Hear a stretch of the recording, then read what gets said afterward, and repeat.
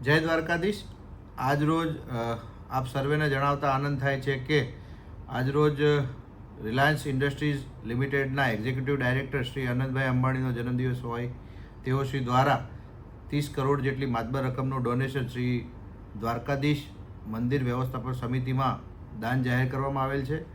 આ દાન પાછળ એમનો આશય યાત્રિક ભવનનું નિર્માણ થાય અને શ્રી દ્વારકાધીશ ભગવાનના દર્શનાર્થે પધારતા ભાવિક ભક્તોના, શ્રદ્ધાળુઓના, વૈષ્ણવોના રહેણાંક હેતુ એક યાત્રિક ભવનનું નિર્માણ થાય અને તેઓશ્રીને એક નવીન સુવિધા ઉપલબ્ધ થાય તે હેતુથી આ ડોનેશન જાહેર કરવામાં આવેલ છે।